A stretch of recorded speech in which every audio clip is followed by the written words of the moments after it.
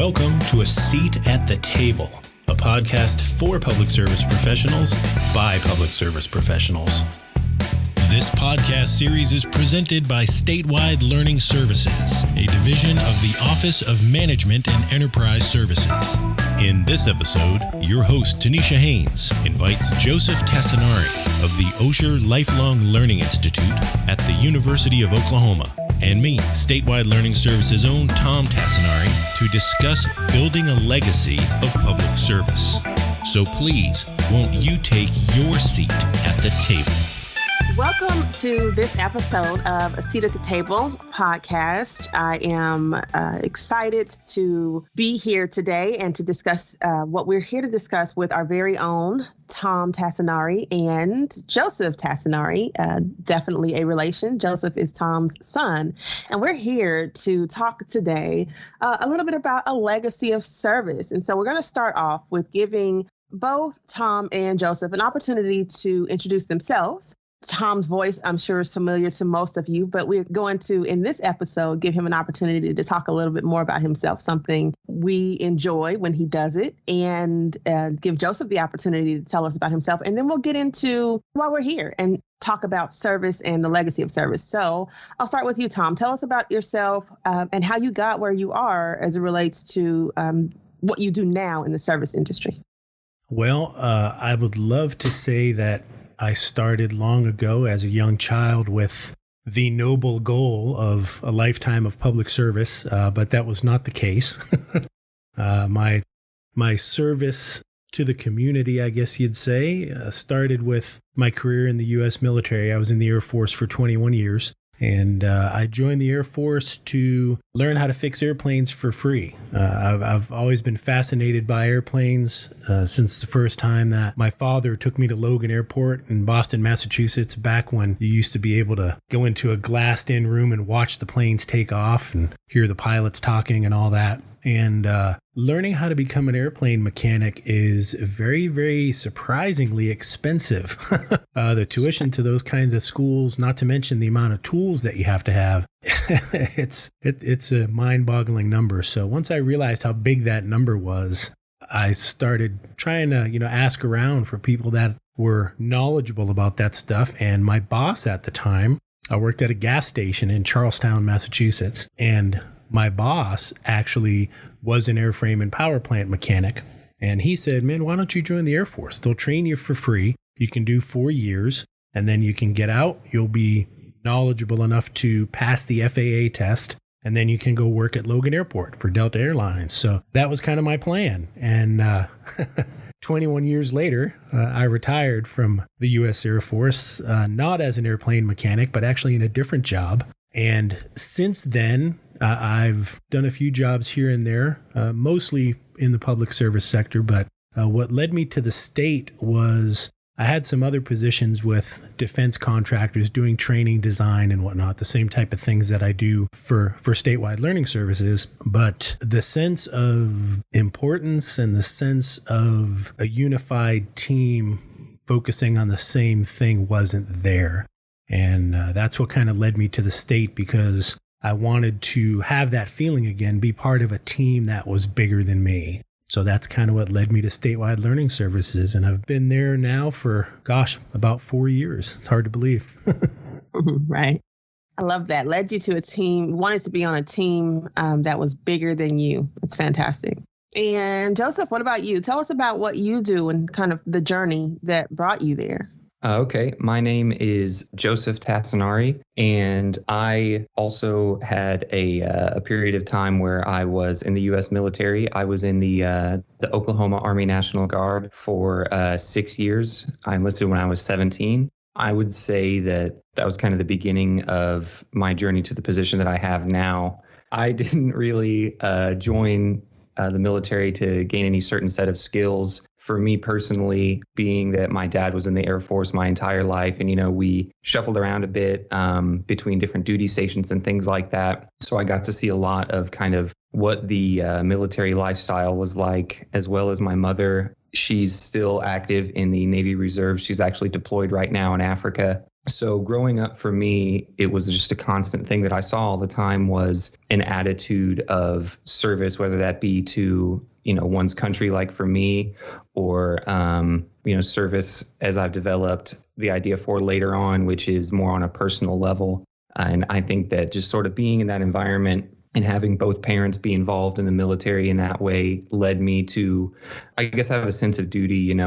I look around and things could definitely be better in our country, but they could also be a lot worse. And I think that the military plays a huge part in that. So for me personally, I felt like I kind of owed it to not only my family, but to everybody else to kind of do what I could and kind of do my part. I knew that I wouldn't be a long timer like my dad, but, I wanted to do my part. So I did that. I deployed to Afghanistan, got out, and kind of bounced around a little bit in different arenas of employment. I was on a team for a political campaign at one point, and that gave me sort of an insight into customer service for the public directly. Coming out of that, I got a job at the University of Oklahoma, working at a conference center, the same job that my older brother had at the time. And I would say that that's kind of where my personal feeling of interacting and improving someone's day on an individual level kind of got started. It's a really simple thing on the surface to just say, yeah, I set up tables and chairs, but then, you set up the tables and chairs and you come back an hour later and there's a class in progress and you can see people's kind of minds working. And I always thought that was really fascinating. And it seemed like kind of a direct result of my effort, which is something that I respond well to. I left the university a couple of years ago. I wanted to kind of strike out and try something different. Went to work for a technology company and felt that it was a bit lacking in the personal level interactions that I wanted to have. So I was able to, I was lucky enough to get a position working for one of the programs that I used to set classrooms for, which is the OLLI at OU program. OLLI stands for the Osher Lifelong Learning Institute, and it is it's a network of programs. I believe there's 125 across the nation at different universities, and we do non-credit college level courses for seniors aged 50 plus. And I have a dual role where I also work for the pre-collegiate side of the house. So working with kids on residential camps and summer camps when we're able to have them. That just got surprisingly real for me when you said the word seniors and then included my current age bracket in that. Wow. Thank you for that, Joseph.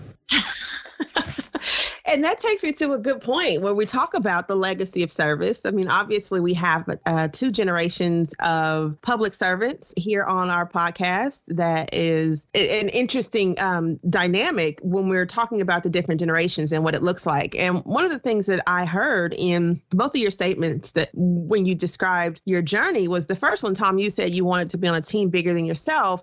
And then, Joseph, you described what it felt like to be able to play a role in making someone's day better. And just talk to me kind of about individually and then in your interactions with each other, what that looks like, how you see what you see the similarities are and what's different as it relates to how public service looks in keeping with your roles.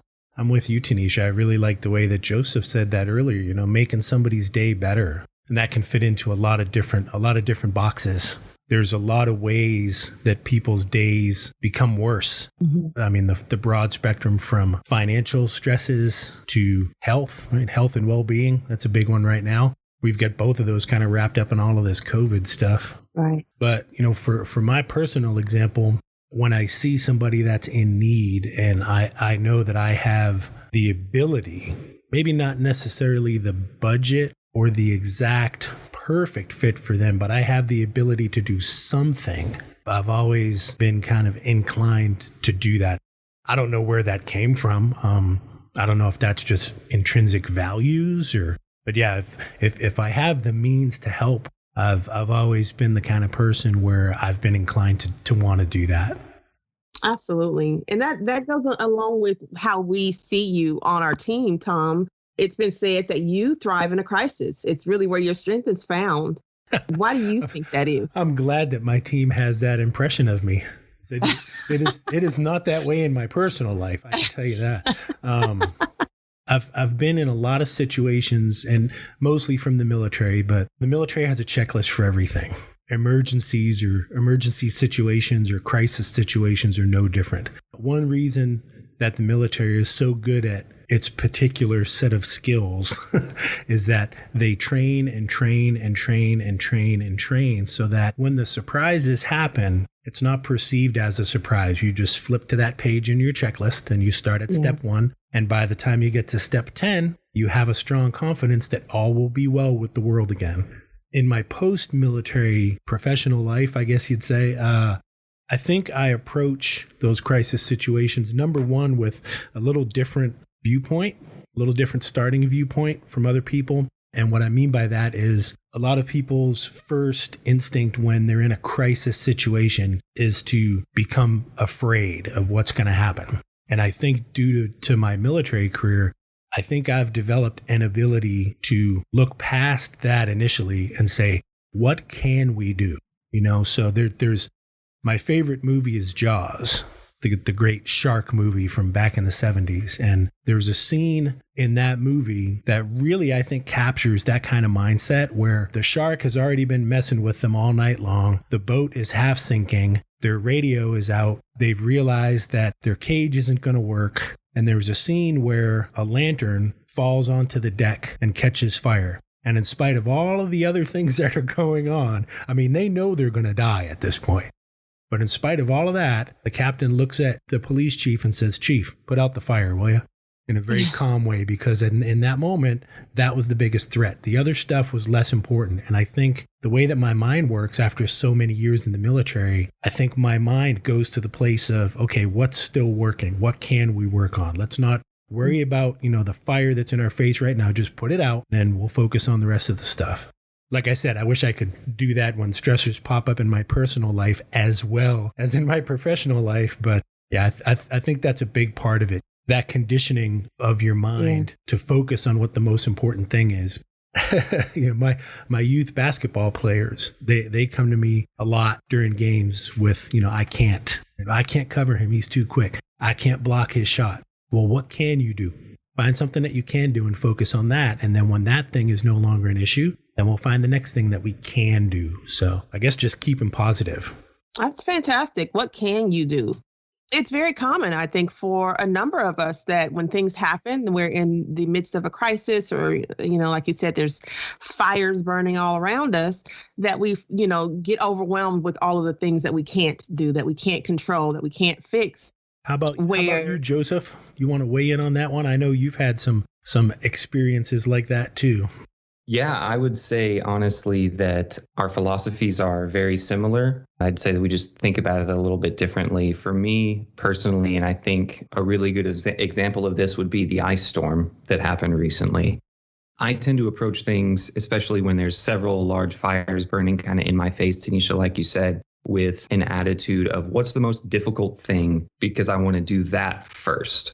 And it's sort of an attitude of, as time goes on, if you have 10 trees to cut up that have fallen, in your yard and taken down power lines and stuff like that, one of those trees is a massive branch that's threatening your windows. Handle that first. Take the biggest bite out of the thing that's going to be the most difficult, the thing that's going to take you the longest, the thing that you're going to have to put the most effort towards, and do that right out of the gate. Obviously, you have to handle the things that are right in your face and are the biggest threat to you first. Once you've gotten past that point of, okay, if I have 50 things to do, but I've done the most difficult one first, what's really the problem? It's not like you can't do it because you did the thing that you thought you weren't going to be able to do right off the bat. So once you overcome that initial hurdle, it's just kind of a downhill slide, and it should get easier from there. Yeah, just take the biggest bite out that you can right off the bat and make the biggest dent. The hurdles just get smaller from there. That's sound advice. That's good advice. Yeah, definitely.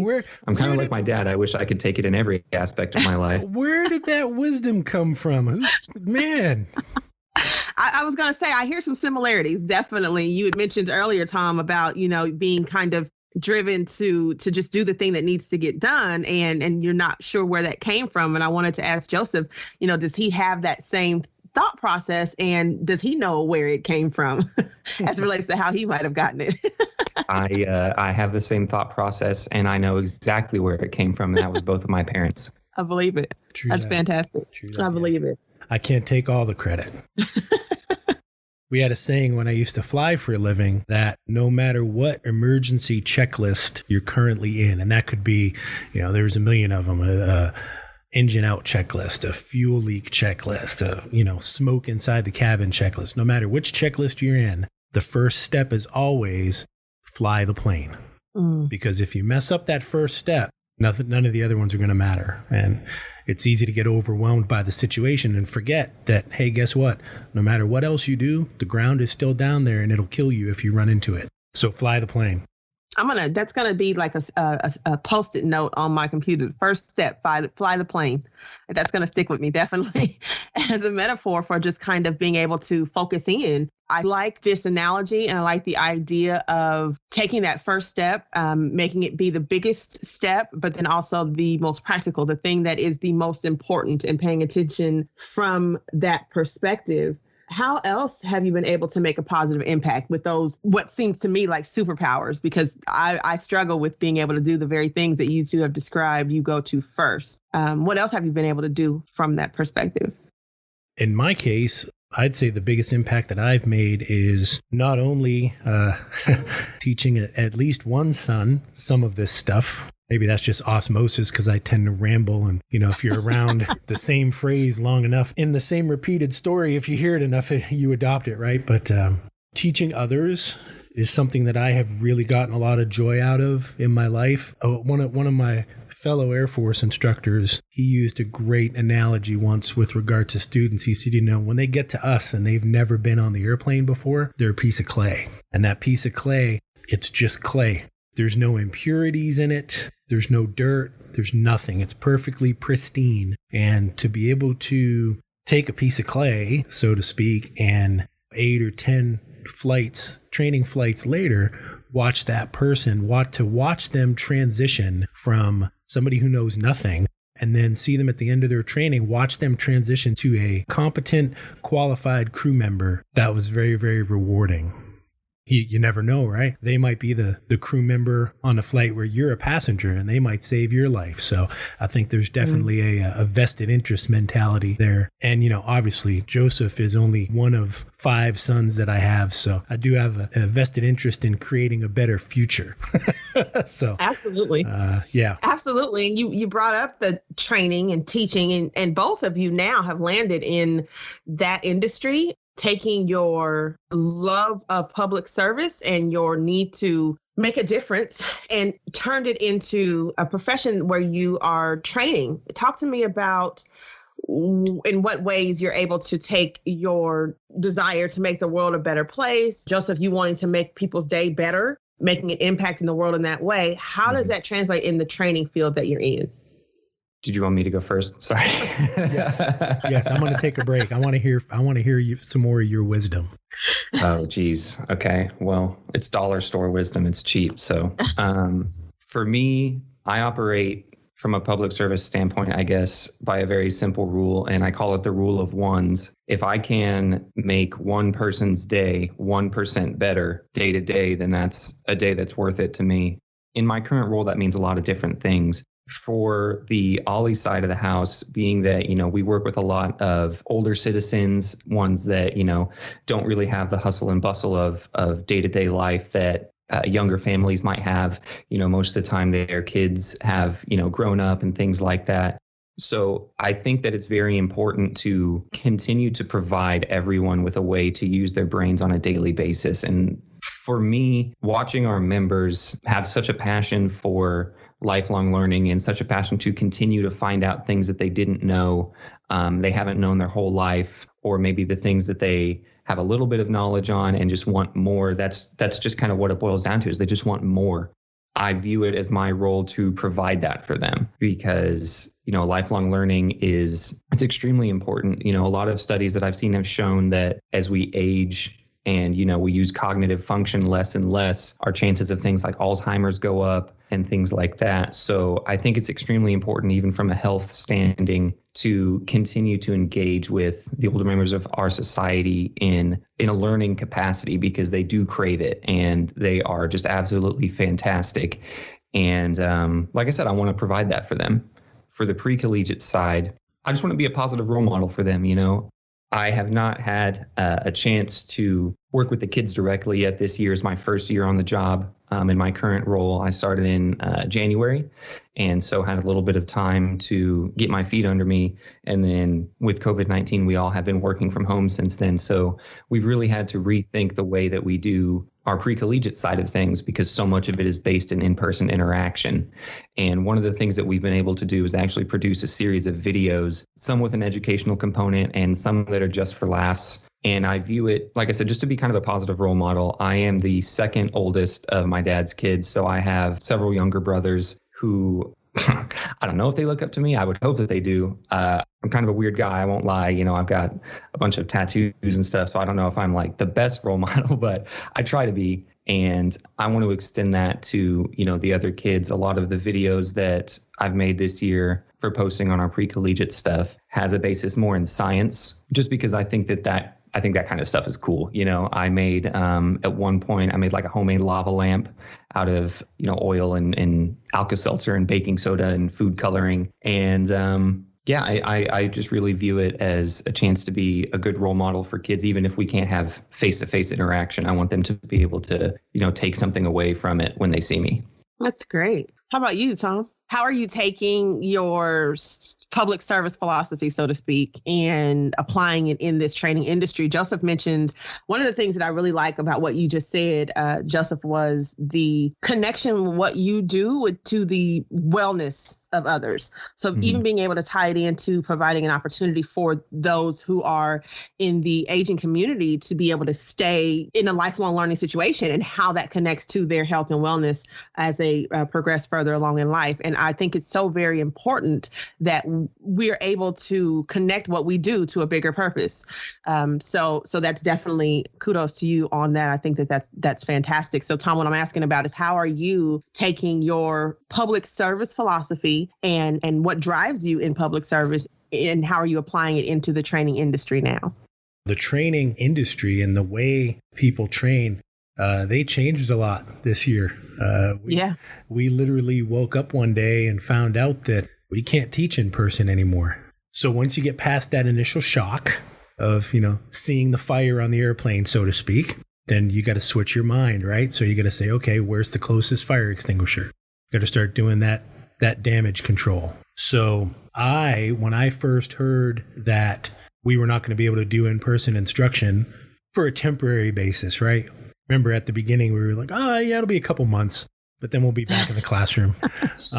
So the first place that my mind went was, what tools do we have that we can use? And our division, we had been investing some time in learning about virtual instruction and transitioning to more of an e-learning method. We'd been dipping our toes in it, but we hadn't really had, and gosh, I hate to use this word with any connection to COVID because it's been so tragic for so many people, but we had an opportunity to use COVID as a springboard to show not only our customers, but also to an extent our own leadership that yes, we can do this. We've been talking about this for a year or more, and we're ready. We've been ready to do this. So for us to make the transition to virtual instruction, it wasn't seamless, but it was a lot easier than I think it would have been had it not been for COVID. And I think part of that was a bit of a mental trick. I think our brains kind of tricked ourselves. When you have no other option, the less desirable option seems a little more desirable and less scary. Right. I mean, when you're backing yourself into a corner and you realize that the only way to get out of this corner is to go forward, you tend to have a little more courage to take that first step. And I think that's the situation that we found ourselves in. We knew it wasn't going to be easy. We knew it was going to be disruptive. And we knew that we were going to get some egg on our face. We were going to make some mistakes. We were going to have some technology issues. But despite all of that, what was the ground? What was the one thing that never changed that made us keep flying the plane? It was our customers. Right. Our customers have to have training. We'd like to think that they search through our learning management system and sign up for every single class that they see because they love our instruction because we're so awesome. We love to think that. But that's not reality.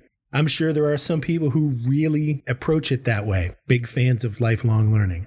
But I think for the most part, most of our learners are seeking the training to meet some requirement, like supervisory training credits or something like that. So we never had the choice to not do it.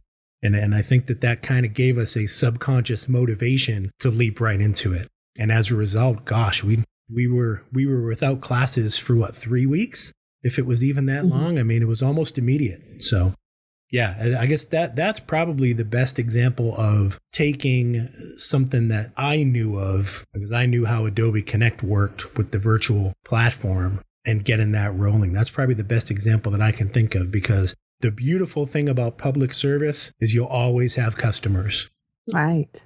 Absolutely. I really appreciate what you said. And I agree, not to take away from or diminish the tragedy that COVID has brought and the hardship that it's brought upon a lot of people, a lot of industries, a lot of things. But one of the things that I agree that it has given us is the ability to override a lot of the fears and a lot of the no's that we were once met with on things that we wanted to do to advance, and not just on our team, but I'm thinking collectively that has been the case. I think about things like teleworking, people being able to work from home, where before a lot of companies, leaders, agencies felt like this wasn't something that would be feasible. It's not practical. It wouldn't be productive, a lot of the negative sides of it. And then when thrust into not having a choice, they've actually found that it's been successful in a lot of ways that was not initially anticipated. So I agree that is something that we were able to do and able to transition into well. And it being more about the customer, being able to focus in on what the customer needs and being able to move forward from there. Talking about being customer centric, what strategies have you identified as being most successful to your organization in creating an engaging experience for your customers, specifically as it relates to just the services that you provide, both Joseph and Tom, but then also in transitioning into a virtual space? So what strategies have you found to be really successful in meeting the customer's needs while also adapting to the virtual space? Well, as a potential future customer of the services that Ollie provides through my son, since I'm in that age bracket, I'll let Joseph answer that one first. As long as I don't get the first name and the middle name, I know I'm good. Strategies as far as moving online. As far as moving online, making sure that you're still staying in alignment with what it means to keep your customers engaged and meet your customers' needs. Specifically when you're dealing with the aging population when it comes to technology. Well, I do just want to say right off the bat, there was, when we decided to start holding courses online, there was a fair bit of skepticism on my part, just based on, like I said, the older population, in my former opinion, had, tended to have some hangups with technology. I'm very happy to say that over the course of this year, I have been proven wrong time and time again. Our Ollie members have really just absolutely crushed the move to online classes. We'd all very much obviously like to be back in person, but they have taken it and they've loved it, and it has been better than we could have even hoped for. That being said, we do take a few steps just to help out with members who are more unfamiliar with the technology aspect of things. And some of that is really simple. Like, for example, before we start any course, the first session of any course, we meet 15 minutes early before the starting time to run through some quick Zoom instructions, just some basic functionality steps that they can use if they've never used Zoom before. We also send out some instructions on how to set up their Zoom stuff and get their camera turned on and everything like that. I would say in the beginning, there was a higher number of Ollie members who, would show up to those early starts. As we've moved on, those numbers have gone down because, like I said, they've just been amazing at adapting to this new technology. It's made my job a lot easier. There's still hiccups every now and then, as with anything that is technology related. But I think that if we take the steps to sort of introduce them to it, and the more and more that they use it, they just get better and better and better at it. And I'm pretty sure here before too long, they're going to be teaching me things about it. we kind of just do whatever we have to do to get them to a place where they're comfortable using it. There was one person that I worked with who I called him on the phone and walked him through downloading Zoom onto his computer and setting up a Zoom account all the way through to where he popped up on screen and we could see each other and we both still had the phone in our hands. So I said, I'm going to hang up now. So I think as long as you invest your energy in making sure that they're well equipped enough to do it, they'll knock your socks off every time. And our Ollie members really have. I don't know that this was an intentional strategy, but I know on my part, once we saw that it was kind of developing, I'd say we kind of jumped on it at SLS, was the transition to change the way that we put information together for this new virtual world. Obviously, a PowerPoint presentation with 78 slides is not going to work for a 90-minute virtual training session. Not at all. From a perspective of development, our development strategy had to change. The amount of learning objectives for each training session, we had to establish new, more realistic goals with that. And what we saw as that developed was, initially our first month or so of virtual classes, the attendance was 30, 40 people. Then a couple of weeks later, it was about maybe, 5% more people, but a lot of the exact same people. And then as that moved along on that timeline, what we saw was people were more happy with taking 90 minutes out of their day attending a virtual training session than they were before. And some of the same topics that we taught virtually, our attendance versus teaching them in person tripled, quadrupled. Sometimes we've had virtual sessions where we have had over 200 participants, and we've had over 200 participants enrolled for almost 30 days. So I think that our customers have really latched onto this method. I think for a lot of them, it's something that they've been wanting to see for quite a while. So once we realized that this was making them happier, from a development perspective, again, we're presenting them with less learning objectives for each session, but that doesn't mean that they're learning less, because they're more engaged, they're happier, they're much more focused on the training because they know I can focus on this for 90 minutes and not lose too much of my other work. So I think the strategy of putting what's relevant to the customer in front of the customer as easy as we can and making it the most effective that we can in that amount of time, I'd say those three strategies are the ones that we've done the best since we transitioned to a virtual space. That's great. I think that the idea of condensing or lessening, like you said, the objectives and making it to where, we can take the same amount of learning or the same quality of learning from, a 6-hour in-person course to a 90-minute virtual session has been definitely something that we found to be favorable. I believe that specifically in the training industry, micro learning is where we're headed next because of people needing to better manage their time and, still wanting to get the information, but needing it in smaller chunks, more bite-sized pieces that they can, take in over time. And that's kind of the next place of lifelong learning. What has been one of the biggest challenges that you have faced? So transitioning back, not just in the training industry, but public service. What's one of the biggest challenges that you both have faced in public service, and how did you overcome it?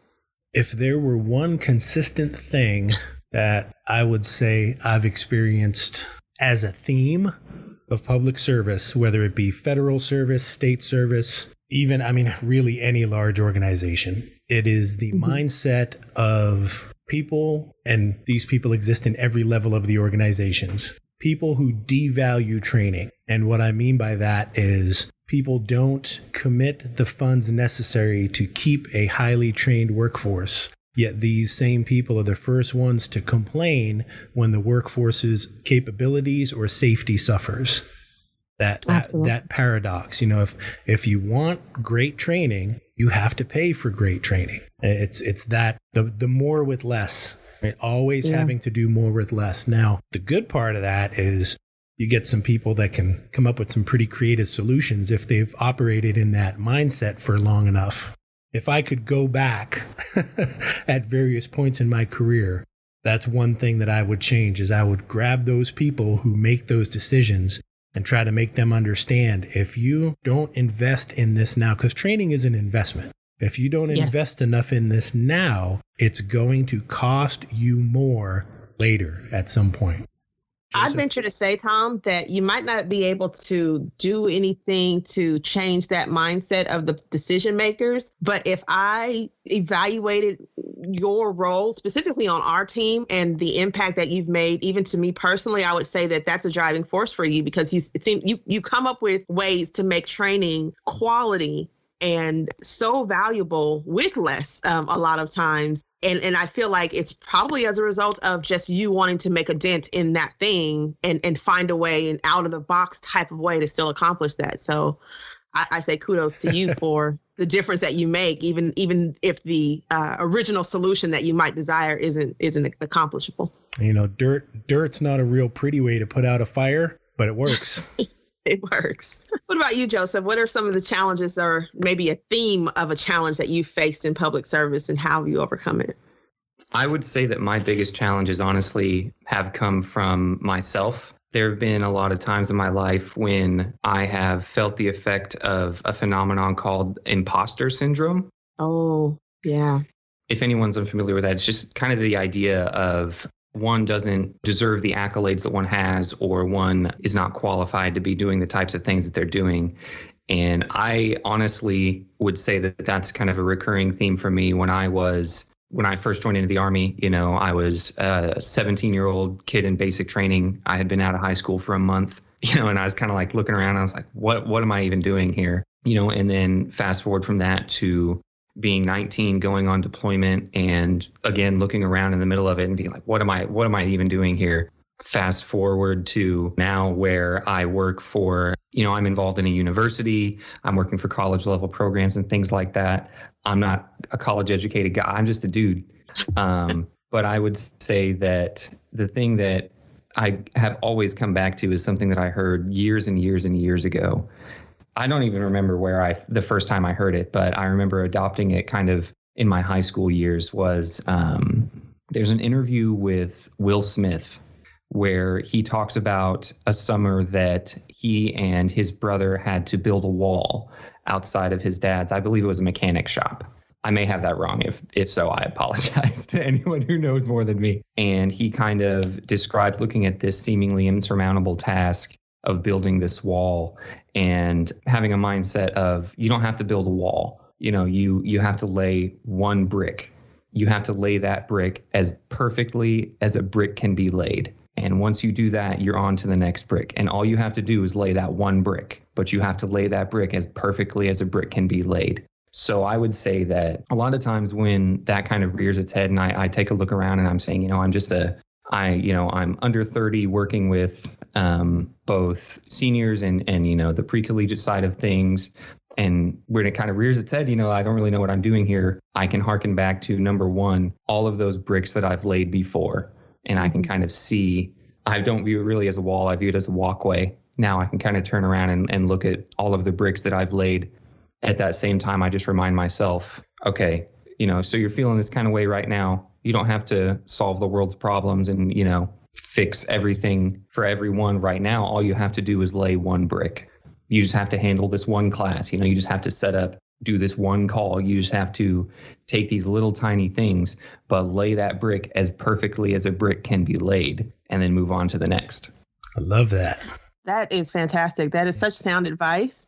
As someone who has and does struggle with imposter syndrome, let me just say that I think that your strategy to combat it is so good. It goes back to what you said earlier, which is what I'm calling your public service philosophy, which is make one person's day 1% better. It's the ones. It's the rule of ones. Absolutely. And I think that being able to apply that to that challenge that you faced makes a big difference. I think that oftentimes we are looking at ourselves as if from the big picture, can I solve this major problem, this major crisis? If I was to say an overarching theme for what we're talking about as relates to public service and the ups and downs that go along with it, it is the one at a time. because it is a big thing to tackle. There are a lot of people who have a lot of needs. And if your industry or if the area that you serve in is not training, like what we're talking about in specifics, but we have so many people in our listening audience who work in public service, and it might be in transportation and it might be in human services, which,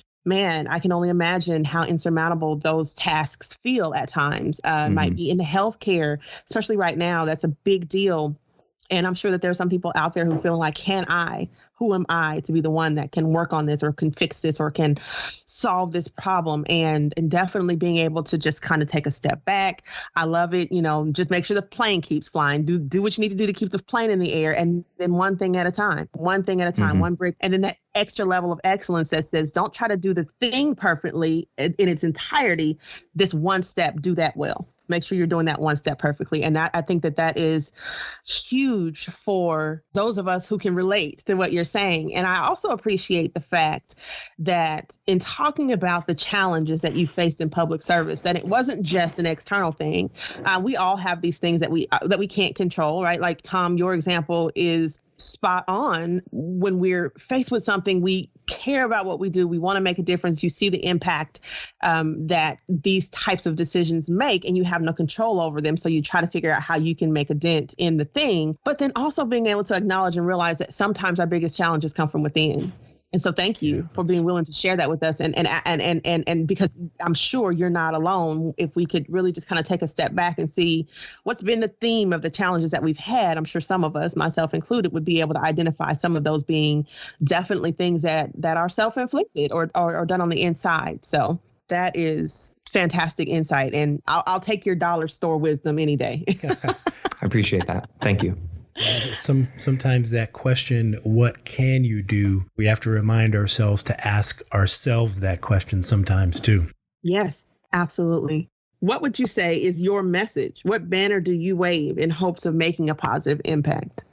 For me, I just keep coming back to it, but it's the rule of ones. My job is not to make a curriculum that is going to solve every problem and, scratch every creative itch that each and every single one of our members has for the rest of their lives. My job is to handle this one class today or solve this one problem, a registration issue for one member, a member who lost their Zoom link for class, and it's 2 minutes before class starts, and they email me or they call me and, they say, hey, I can't find my link for my Zoom class. I can have them one in 30 seconds. And what that does is they don't miss class. Their social circles inside the class don't miss them. And they also get to attend class for the day and they get to learn. So one person, 1% every day. And it's very easy to do once you realize that improving someone's day can just be as simple as sending someone a Zoom link and they get to attend class that day. My core philosophy, I think, is just the rule of ones. You can affect, if you make one person's day 1% better, then it's a day that's worth it. If I were to purchase a billboard on the side of I-40 for me to put my message on, my hashtag would be make a difference. Yeah. That means a lot of different things to people. But for me, what it means is when I get out of bed every morning, the thing that drives me is today I may be able to make a difference for somebody. And it might have nothing to do with work.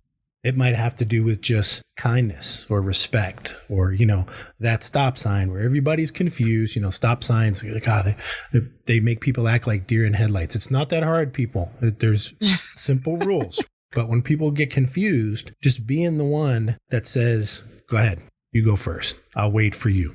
That person, that might be the worst moment of their morning. And if me waving them saying, you go ahead, that might put them in a better mood. And it costs nothing. Costs nothing. It's totally free. What I've learned over the years is due to a lot of different types of work and different teams is, that can have a snowball effect. So that person who was having a horrible morning just shows up to work and says, man, that guy was nice to me. He had the right of way, but he let me go first. Mm-hmm. So maybe that person does something for someone where they work, so forth and so on. That's my message. Just try to make a difference. Otherwise, what are you getting out of bed for? Money's cool. I don't believe money buys happiness, but I believe money buys options. And if you manage your options correctly, you can probably insert a little more happiness into your life. I wish I could buy more time. Right. You know, like Joseph said, it costs nothing, you know, and it's hard. I don't want to sit here and act like every time I'm in my vehicle, I'm just the nicest driver on the road, because I am not. I rode with you, I'm Tom. not I am not. If you happen to activate you're too close to this vehicle sensor on my Suburban and you're ahead of me in the left lane, we might have a problem. But I try to be conscious of it more, especially as I grow older. You know, just try to make a difference somehow. It could be so simple. I mean, for us in the public service industry, especially in statewide learning services, we like to talk about our customer service mindset. And it's hard. It's hard to keep that at 100% all the time. I'm not perfect with my make a difference philosophy. There's plenty of times where I've jumped that person's right away at the stop sign too. But I try to make a difference somehow. That's what keeps me going. I got some wisdom from someone a long time ago. At the end of the day, if you're happy with the person in the mirror, that's all you have to worry about. I agree. So talking about wisdom that you got from some time ago, and one of the thoughts that I have is on public service. And we're here talking about, you know, the theme of this podcast, even though we've kind of addressed a number of different things, is a legacy of service. So definitely not accidental that we have the two of you on our podcast, just kind of talking about your experiences in public service and the similarities, the differences in your philosophies. There are definitely a lot of similarities, but just kind of manifested or executed differently. What would you say? Each of you just kind of take a moment and say, what would you say to public servants of the next generation? How do we make sure that we pass down this mindset, that it's, being able to stay focused on helping other people? It's not about you type of thing, kind of the rule of one, those types of things. How do we pass down that information to the next generation so that public service can stay what it is and even get better? And well, let's think about it like this. What influenced you? What told you to really dig in? And how can we translate that same type of experience that you had to the next generation? Great leadership. You said the L word. I love it. You know, leadership takes a lot of different forms. You know, growing up, I had my parents who both were fantastic role models for me, and just, you know, kind of a worldview started developing there. I went into the military, and my first day at my unit, I was the new kid on the block, and I got assigned, you know, a team leader. And I stayed with that team leader for the next 6 years, living in his hip pocket. You know, we lived together in Afghanistan, and, you know, we did the same job and everything like that. So I don't know if he'll ever listen to this, but Anthony Ekman, if you ever listen, thank you. My leadership in my current role, our director, Chris Elliott, has really grown the OLLI program into what it is for OU now. He's been with the program since its infancy, over 20 years at the university. He's just a fantastic role model as a leader in doing, you know, he's been at this a long time, and he kind of has the same attitude that I do of whatever it takes. Even if it's just one person, you can make a difference for each individual person. So I would say I've just had really strong leadership in terms of, you know, morals and virtues throughout my life. I had some bad leadership too, but it's only because of the good leadership that I'm able to recognize that. So I would just say the best way for us to pass it on to the next generation is to just continue making the effort. It's like my dad said, it's not easy all the time. I'm not going to lie and say that I'm Jesus every day. I have a lot of days where I kind of just put on the Joseph suit. Just consistently making the effort, I think, makes all the difference in the world, because people watch you do that. Even if you don't think that they are.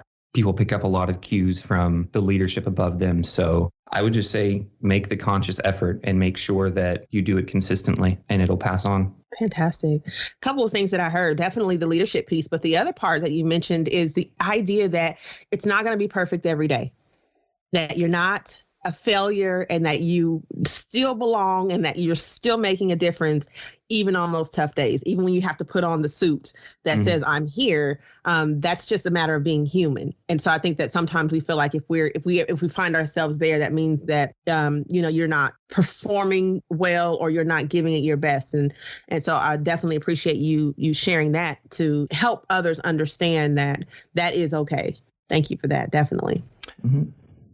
Joseph, I love what you said about the leadership piece of it. Have you ever gone to the store and purchased a passion fruit? I honestly can't say that I have. I haven't either, but you know what I know? I bet you we'd be able to pretty easily pick out the bad ones. Having no idea what a good passion fruit looks like, I'll guarantee you I can show you what a bad one looks like. If only it were that easy to spot the bad leaders. Oh man, Tom, that was so good. That was a good one. If only. Yeah. What's the best way when you're part of a workforce under that leader? What's the best way to spot that they're a bad leader? It's the damage, and then it's too late. What a world that would be, huh? Absolutely. You can walk in, look at you. You're saggy. You got mold all over you. You're past the expiration date. I'm not going to listen to you. You're not a good leader. Next leader. Bring the next leader in. Yeah. How much more could we do if it were that easy? Leadership is such a... trying to think of the right word here. It's such an abstract thing to nail down. It really is. And I've had the opportunity, much like Joseph, to serve under some great leaders. And in 21 years in the military and several years of public sector, non-military service, the great ones are hard to find. One of the first things I noticed in the AWACS training squadron when I first came to Tinker, this was during the time of the motivational posters when those were all brand new. Everybody remember those? Right? Yeah. And they had Unfortunately. on the stairwell, and it said, "You don't find eagles in flocks." That's true. You don't. Eagles don't travel in flocks. They're few and far between. But when you see one, it's majestic and it stops you in your tracks. I think that's the kind of effect that a good leader should have on people. And I think to an extent, I think people overcomplicate leadership. I really do. In my experience, I've had the privilege to be in a few leadership positions over the years, and I always just tried to focus on the people and make sure that if there were things that I could do to make their jobs easier, that I did those things, and I showed them that I would do those things. And the rest just kind of took care of itself. Absolutely. You all know, and for those of you in our listening audience who don't know, that's what I do, leadership development. And Tom, what you said is so key, that it is an abstract thought. It is something that and I think that that's partly why we overcomplicate it. It's not always about specific tasks that need to be done. It's about the people. And that makes it a little messy, and that makes it tricky sometimes for some of us to navigate. But it's definitely an important factor in public service and how successful the servants are able to be in accomplishing their goals and accomplishing their missions and being able to show up in the way that they need to accomplish the things that they're trying to do. I feel about leadership the same you do about training. I feel that way about training as well, but I put leadership in that same category as it relates to the investment that's placed on it and the importance of it, and that it's more than just a person being elevated or promoted into leadership because they can do the job well. That's fantastic, and I'm not diminishing that at all, but there's so much more to leadership than just the person's ability to do the job. You transition from doing the job to leading people doing the job. And that's a different skill set. I definitely think that we can serve to invest more. I can tell you this, leadership has nothing to do with age. It has nothing to do with status. Absolutely. It has, I've seen plenty of 18-year-old kids with one stripe on their arm who had more leadership ability than some 3-star generals that I've served with. So it's not about age or, offices are nice, but just because you have an office doesn't mean you're a good leader. Leadership is all around us, yet it's so hard and it's so subjective. That's another problem with leadership. If you took, I don't know, who's somebody that's viewed as a great leader, Abraham Lincoln. I guarantee you, if you took 2 people, you could find 2 people that would describe Abraham Lincoln's leadership philosophy at different ends of the spectrum. One would say he was the most inspiring leader I ever had the privilege to work with. The other one would say he was rude, he was condescending, he pissed me off, and I didn't like him. So it's also situational. So definitely. All we can do is keep trying. Definitely. I agree. So, legacy of service, seeing the drive, the passion for public service in the 2 of you has definitely been inspiring. What I've taken away from this, and what I hope others can take away from this as a somewhat of a recipe of how to stay engaged in public service, how to continue on when it gets challenging, is to stay focused in on why you do it. Tom, you mentioned this is why you get up in the morning, to make sure that you're making a difference in someone else's life, but to also pay attention to the fact that you're not going to always do it perfectly. And because we're not going to always do it perfectly, then we have to then strategize on how to keep ourselves encouraged. And Joseph, what I got from you is one thing at a time. One thing at a time, the rule of one. I will take that away. Fly the plane and the rule of one. Those are the things that I'm taking away from this conversation that has been definitely enlightening, motivating, and encouraging as a fellow public servant that understands some of the challenges that come. But it is rewarding when you know that you're making a difference. I definitely appreciate the fact that you, Joseph, have played a role in making lives better for those who sometimes get forgotten that there's a need, especially when it comes to learning in the aging population, that they still want to learn, they still want to grow. And I think that that's fantastic. And Tom, your ability to be innovative and to think outside the box and to be definitely a leader amongst our team has made such a huge difference and has had an impact on myself and I know others that makes us want to do better and be better in how we serve as well. So thank you definitely so much for that. Tell us how we can check out your work. What are some things that we can do to get involved or to witness the work that you do, Joseph and Tom? Well, for the Ollie courses, I'm sorry, Tanisha, I think you'll have to wait a few years for that. I'm okay with that. but I can sign up right now, right? Yeah, just call me after we're done here and I'll get you signed up. I've got some early catalog proofs for the spring. We have an Ollie Facebook page, and that can be found at Ollie at OU on Facebook, and that is Ollie spelled OLLI. And we can also be found on the pre-collegiate side on Facebook as well. I won't spell the whole thing out, but at Pre-Collegiate Programs at OU on Facebook, you can also see some of the videos that we talked about earlier that our team has been producing this year over the course of the year. And you can find more information about our college and the different programs that it offers at pacs.ou.edu. And that is PACS spelled PACS.ou.edu. Tom, don't be shy. Tell us about your work. How can we witness it? These podcast episodes, the A Seat at the Table series, that's one way that you can sample my work. I'm usually not featured as a guest. I just kind of lurk in the background and make sure that the plane keeps flying. And in addition to that, our Statewide Learning Services weekly webinar series, that's another opportunity for you to see a little bit of my creative license, as it were. I do like to keep things light during those webinars, so you may hear an occasional joke or interaction with the instructors. It's probably more likely there than during the podcast series. And if anybody just wants to reach out to me to talk about letting people go first at stop signs, you can send me an email at thomas.tassinari, TASSINARI @omes.ok.gov. Fantastic. Thank you. I'm going to send you an email. I need some insights on how to let people go first at the stop sign. So we'll definitely be connecting about that, Tom. Joseph and Tom, your time here has been so valuable. I appreciate the fact that you both were willing to speak with us today. Tom, definitely thank you for being willing to come out of the background on this episode and be our guest. You have so many insights to share. And so I'm grateful that you were willing to do that and share with our audience your journey, your experiences. I'm glad that we were able to show just directly. I know that you're father and son, but I think that there are a number of us who, can take solace in the fact that our influence carries. So yes, this was your son, but it could have very well been somebody else and you still have the same influence. And so just that we understand as public servants that we are definitely leaving a legacy of service. What does it look like? What is it going to look like? The seeds that we sow into the next generation. So thank you again. In this case, it looks a lot like me. Oh yeah, because seeds sown. So I tell you, it's this has been a lot of fun doing this podcast and looking at my screen and because we're virtual right now, we're not doing this in the sound lounge like we normally do. We're doing this over Teams.